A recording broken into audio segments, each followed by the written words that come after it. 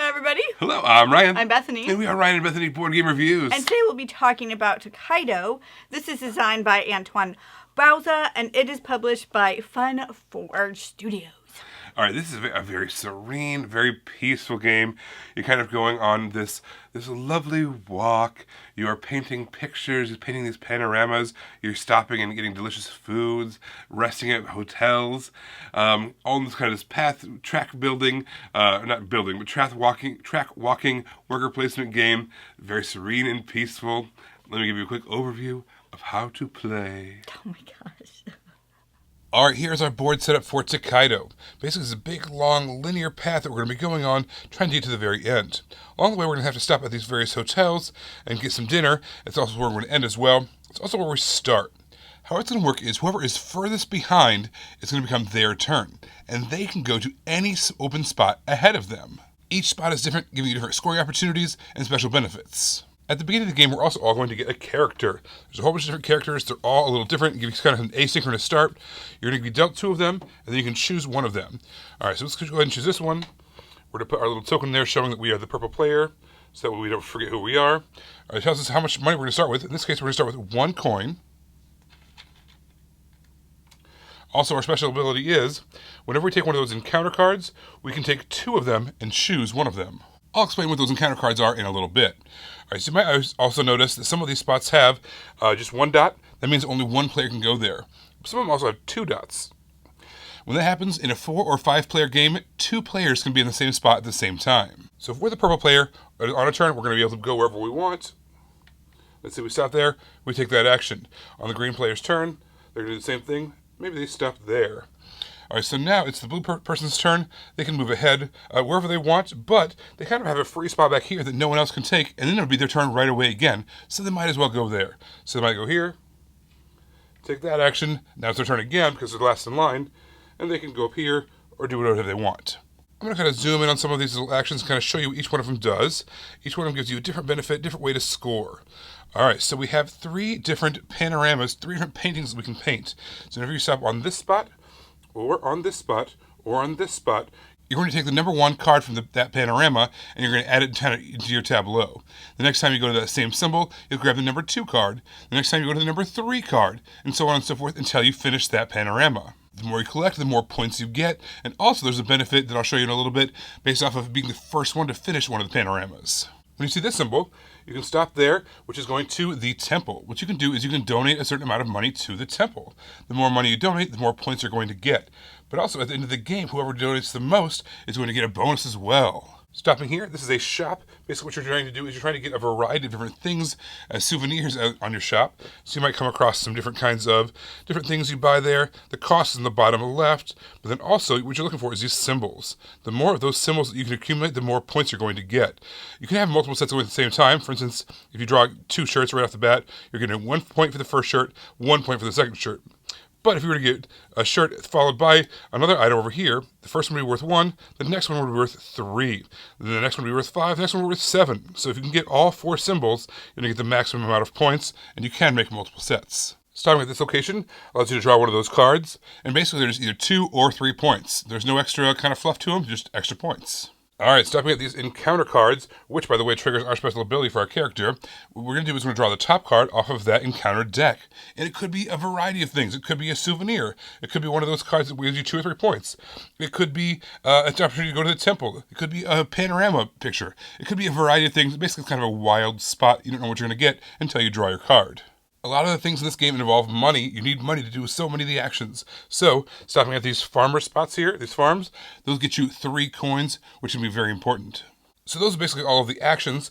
What's going to happen is, once one of our players gets to the hotel there, what they're going to do is they're going to draw the number of cards off the deck based off of the number of players plus 1. So in a 3-player game, we would draw 4 of those meal cards. And because they were the first one there, they get the first choice. So it kind of incentivizes you to go faster and skipping over some places to be able to get to the inn first. That could be important for a couple of reasons. First of all, they cost different amounts, 1, 2, or 3 coins. But also, you can never have the same meal twice. So, if you go to the inn and you're the last one there, and the only meal that's left is one that you've already had, you can't take it. Over here we have our panorama decks. When you get to one of those panorama spots, you're going to draw the number 1 card of that particular panorama. So for instance, this one's going to look like this. And you've started a new panorama. Next time you go there, you do the 2 card and score 2 points. And as you can see, you're kind of building a picture. The green has 3 pictures in it, the white has 4 pictures in it, and the blue has 5 pictures in it. So that's going to be the most lucrative, but this one's going to be the easiest to finish. Also, the first person to finish each one of the panoramas is going to get this card, which is worth an extra 3 points at the end of the game, which could be really nice. Almost all the points that you score throughout the game are going to be scored right then and there when you take that action, which can get a little bit messy. But at the end of the game, what that leaves for you is not a lot of points to be given out. First of all, you're going to have the temple spot like we mentioned. Whoever gives out the most money to the temple is going to get some bonuses. But also we have some rewards over here along the side of the board. Those are basically the ability to get some extra points based off of who has done the most of certain actions. Whoever's gone shopping the most is going to get points. Whoever spent the most money on food is going to get the most points. Whoever's done the most encounters is going to get the most points. And whoever's gone on the most hikes in the mountains is going to get extra points. You're going to add those points to the points you've already earned throughout the game, and whoever has the most points at the end of the game wins. The nice thing about this game is that every spot is good. Like, there's no bad spot. So even if you don't get to land on the spot you were hoping for, even if you can't, like, continue what you were hoping to get, if you're working on a certain area, working on certain cards, it's not like you're stuck with bad choices. Like, there's still, all the options are good options. Like, nothing's punishing you in this game. So I like that even if you're blocked from what you want to do, the thing that you have to do or your choices left are all still good choices. Yeah, I think that this is a game where there's a lot of tension in terms of the decision of how far you jump up, right? When you're kind of, what you're talking about, they're all good, but some are what you're actually aiming for. Yeah. And what based off your strategy or what your character is good at. So there's a lot of tension as far as, should I jump way up there just to make sure I get it? But if I do, I'm missing out on all this cool stuff along the way. But if I don't, if I go to this closer spot, someone else might jump there ahead of me. Or, I really need to have money going into the hotel or the tavern or whatever. But if I don't have any money, then I won't be able to do that. So maybe I jump way up ahead of them to make sure I lock in the money. But oh gosh, then I'm going to miss out on the panorama, and then I'm going to miss out on points. Lots of good tension, even within this peaceful, serene, calm game. Yeah. And I felt like all of the players that you could start with, there's all these different cards, the variety that you start with. I felt like they were, very varied. Varied. That's the word I was looking for. Very varied. Very varied. Very varied. It's like a tongue. Anyway, I'll move on. I'm moving on. But even though there was a bunch of variety with that, I felt like they were all still balanced. I didn't feel like there was one that if you got it, you were definitely just going to win the game, or one if you got it, you were going to lose the game regardless. I felt like even though they did vastly different things, you still, it was still competitive. They were really well equal to each other. My favorite part about this game is making the panoramas. I just love kind of putting them all together, getting them all, lining them all up, seeing that picture, seeing that finished product that you've made.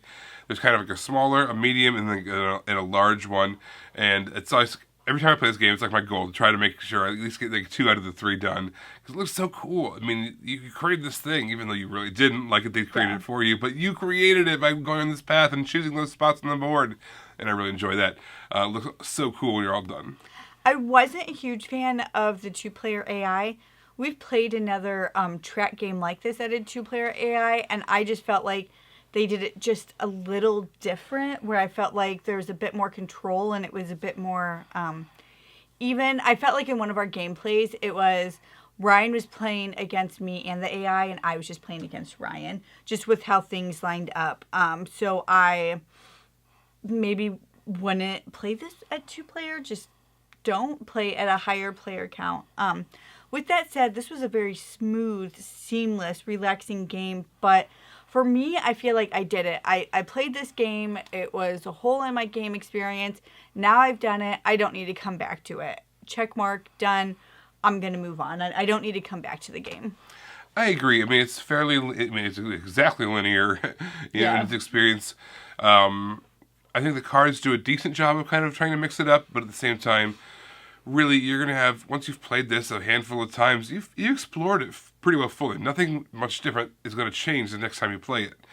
So for that reason, it's fairly linear.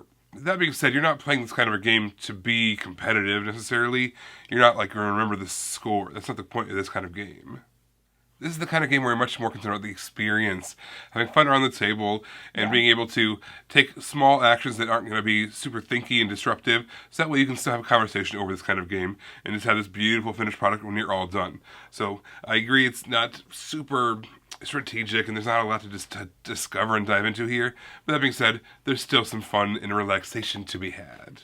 Everybody, thank you so much for watching. Don't forget to hit subscribe so you can see our videos as they come out. Until then, you can find us in all of these places. You guys, thanks for watching, and we'll see you next time.